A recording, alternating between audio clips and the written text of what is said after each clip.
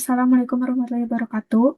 Sebelumnya izin memperkenalkan diri, saya Alivia Nurani Bakti, selaku moderator yang akan membantu jalannya presentasi bersama rekan-rekan saya, yaitu ada Ahdan Nugraha, Ahmad Supran Effendi, Aldi Rijaldin, dan juga Alvin Prasetya.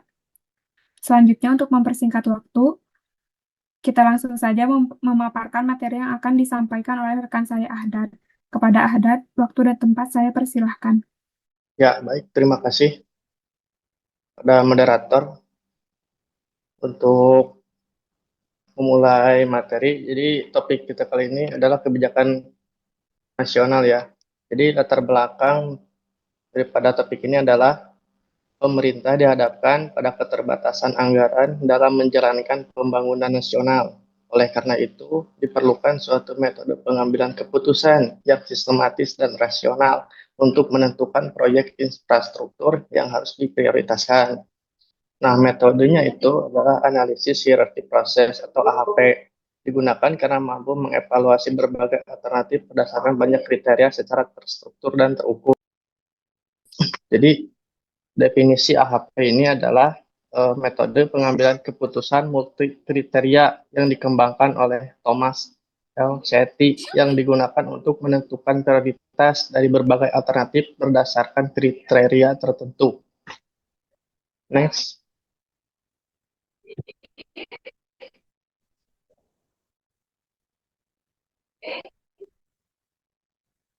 Nah, adapun tujuan dari proyek ini adalah goalsnya itu menentukan itu yang harus kan dengan anggaran tas.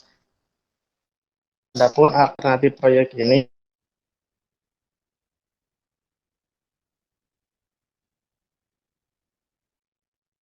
infrastruktur digital atau internet desa. A4 adalah sistem pengelolaan.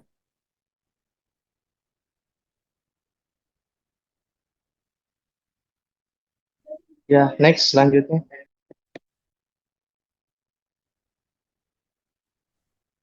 Nah, kriteria evaluasi ini terdiri dari 5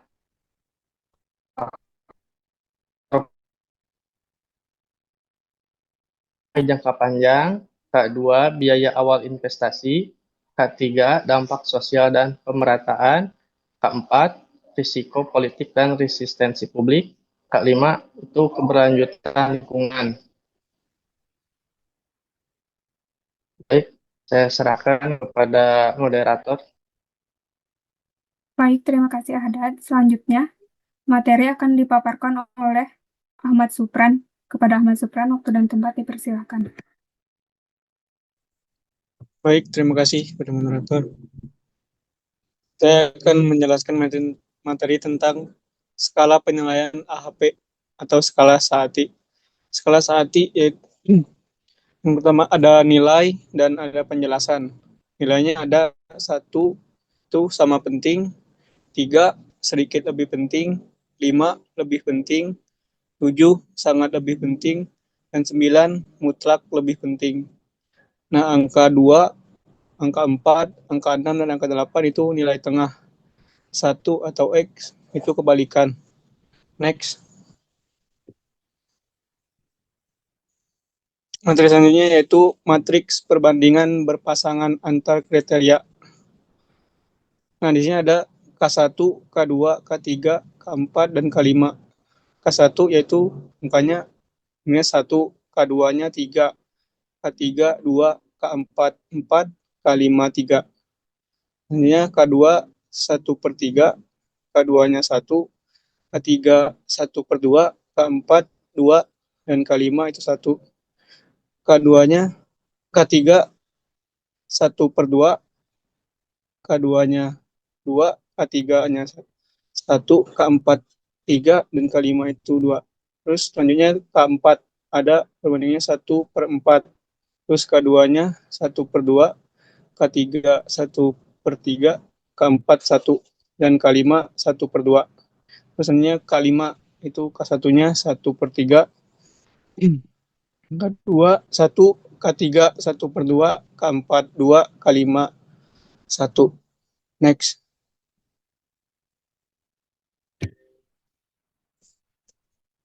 Nah, yaitu materi sini itu bobot prioritas kriteria atau agent factor. Yang pertama ada K1 ekonomi jangka panjang, itu nilainya 0,33. Kedua ada biaya investasi, nilainya 0,15. Nilainya ketiga sosial dan pemerataan, nilainya 0,25. Nilainya keempat risiko politik, nilainya 0,10. Dan yang terakhir kelima lingkungan, nilainya jadi 0,17. Jadi total 1,00. Ya baik, mungkin itu saja saya kembalikan kepada moderator. Baik, baik, terima kasih kepada Ahmad Supran. Untuk materi selanjutnya akan dijelaskan oleh Aldi. Kepada Aldi, waktu dan tempat saya persilahkan.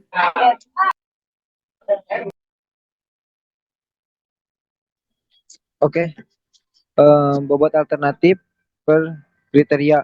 Bobot lokal alternatif per kriteria. K1 0,33, tol 0,30, publik 0,35, digital 0,20, air 0,15. K2 0,15, tol 0,10, publik 0,15, digital 0,45, air 0,30. K3 0,25, tol 0,15, tol 0,35, digital 0,30, air 0,20. K4 0,10, tol 0,15, publik 0,20, digital 0,35, air 0,30. K5 0,17, tol 0,10, publik 0,30, digital 0,25, air 0, perhitungan skor global. Di sini ada alternatif skor global dan ranking, yaitu A3 transportasi publik massal 0,297 ranking 1, A3 infrastruktur digital 0,286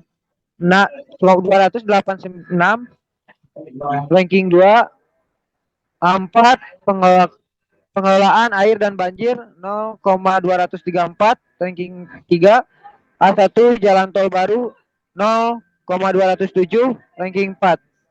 Next. Di sini mungkin ada contoh rumus perhitungannya.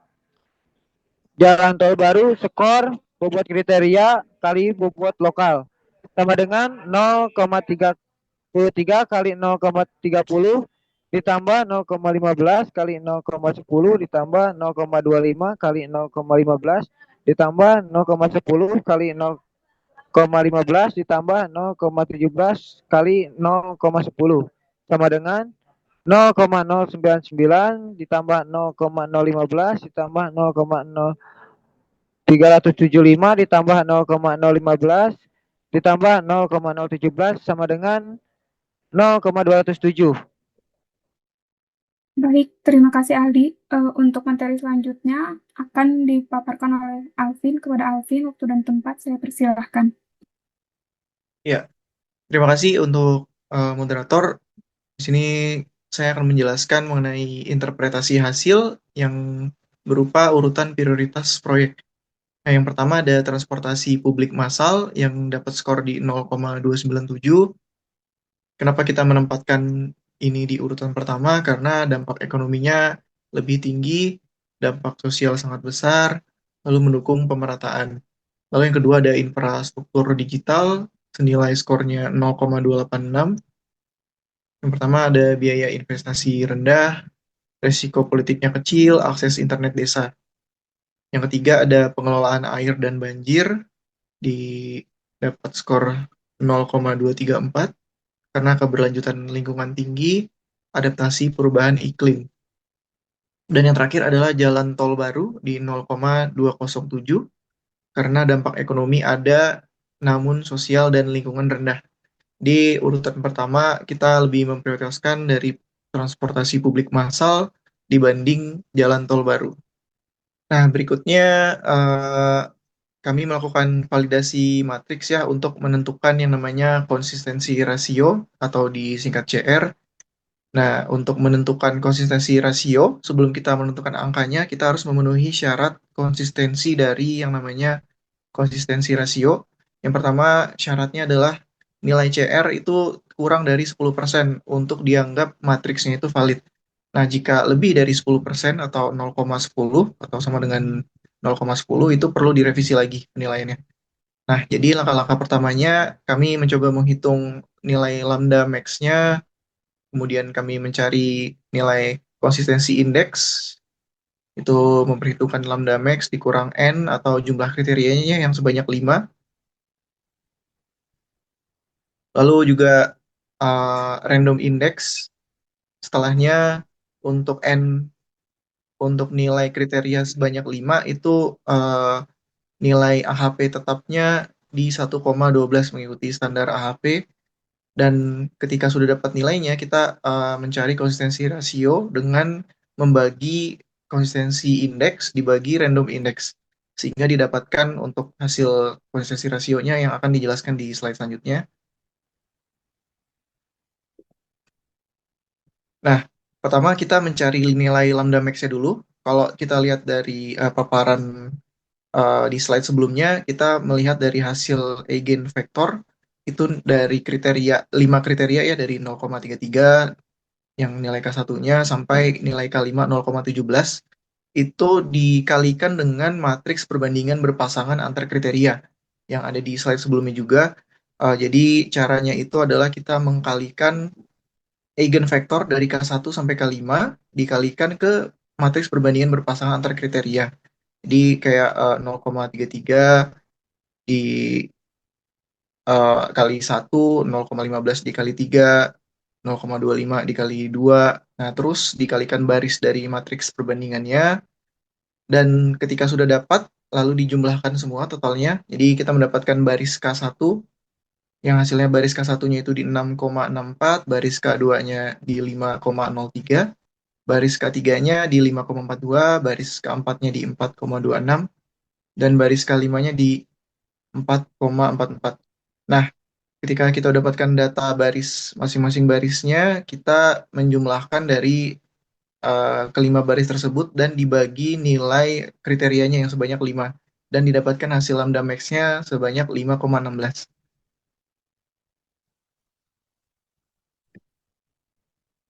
Nah, selanjutnya ketika kita sudah dapat nilai lambda max-nya, kita mencoba mencari namanya konsistensi indeks dengan memasukkan rumus di nilai lambda max-nya di 5,16 dikurangi N, data jumlah kriterianya sebanyak 5, lalu didapatkan nilai konsistensi indeksnya di 0,04. Nah, untuk nilai RI-nya kita mengikuti standar AHP, jadi sudah tetap nilainya di 1,12. Nah, lalu tinggal kita masukkan saja ke rumus konsistensi rasionya, tinggal dibagi antara CI banding dibagi RI, dan didapatkan hasilnya sebesar 0,036. Dan ini adalah data yang kami temukan bahwa matriks yang kami dapatkan itu hasilnya valid karena memenuhi konsistensi yang mana 0,036 ini kalau dipresentasikan sekitar 0,03 0,03 0,36%, sorry. Di 0,36% yang mana itu kurang dari 10% yang memenuhi syarat konsistensi dari matriks valid untuk menentukan konsistensi rasio. Selanjutnya, saya mencapai kesimpulan AHP memberikan pendekatan sistematis dalam pengambilan keputusan multikriteria. Rekomendasi prioritas yang pertama adalah transportasi publik massal, 2 infrastruktur digital, 3 pengelolaan air dan banjir, 4 jalan tol baru. Implikasi kebijakannya adalah fokus pada proyek berdampak luas, pertimbangan aspek sosial lingkungan, optimalkan anggaran terbatas. Mungkin itu saja yang bisa saya sampaikan. Saya kembalikan lagi ke moderator. Terima kasih. Baik, terima kasih Alvin. Demikian pemaparan materi dari kelompok 1. Saya akhiri presentasi ini. Mohon maaf apabila ada kekurangan. Semoga materi dan informasi yang kami sampaikan dapat bermanfaat. Wassalamualaikum warahmatullahi wabarakatuh. Waalaikumsalam warahmatullahi wabarakatuh. Waalaikumsalam warahmatullahi wabarakatuh.